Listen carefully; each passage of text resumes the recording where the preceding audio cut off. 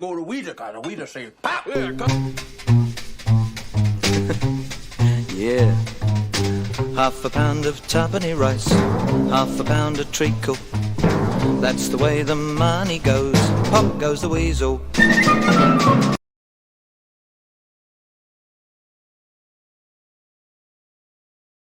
in need is a pest. You're gonna be a successful WWF villain hated by millions. Adrian Adonis, he was funny. He used to like his wife to take naked pictures of him, and then he'd go to the Walgreens and have them developed. Then he'd call the Walgreens and ask if his film was in, and they'd say, yeah. He said, would you look in there and see if they're the ones from the bar mitzvah? They'd look through all this stuff.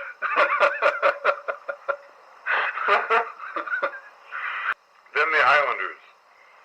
Sergeant Jacques Coulet would call them the Islanders. Yeah. Haku and Tonga. Haku's tough, real tough. And Tonga Kid was a real young kid. He did that little angle with Snooker, remember? Yeah. Piper and everything. They weren't hard to deal with at all. They were just very kind, docile, nice people.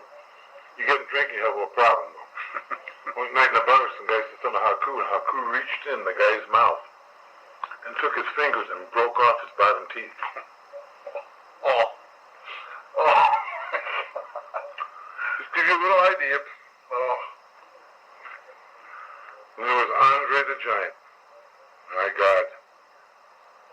What a remarkable human being he was. He was so fast in that ring. He was a soccer player, so he was quick. Even though he was that big, he could reach across half the ring. Yeah. All he had to do was take a step and he'd have you. Women loved him. We were in L.A. one night, and there was a woman in the front row. She was nursing her baby in the front row. Andre looked over to her and said, could I have some of that?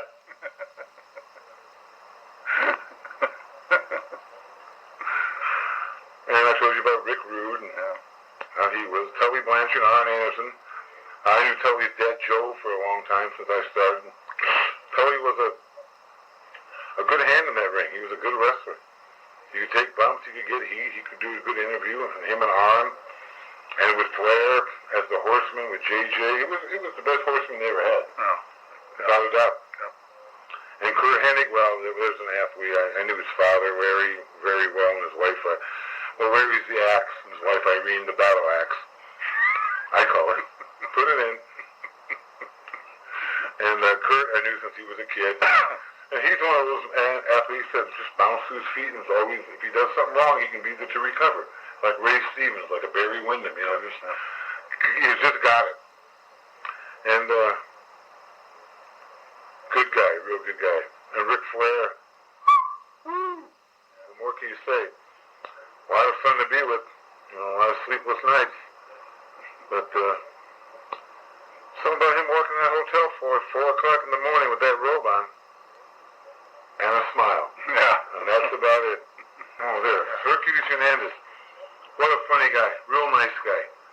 Named Ray Hernandez. But he was always half asleep or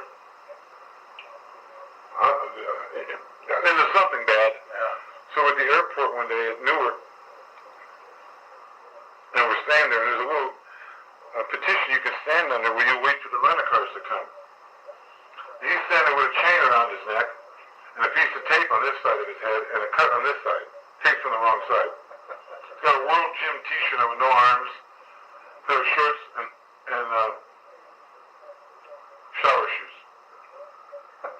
About 5 or 6 businessmen all look like Bob Newhart standing with briefcases.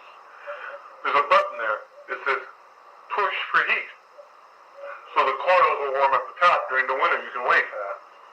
Kirk turns to the businessman. He says, what happens if you push that for heat? Does the guy come out and pull your tights? They didn't know what he meant.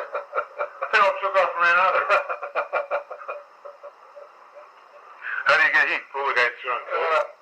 That was Herc. Nice guy. Real nice guy. Thinking Roy Albert Hall. He was supposed to be showing me around, So they got a picture of Queen Victoria. Yeah. 20 feet tall on the wall.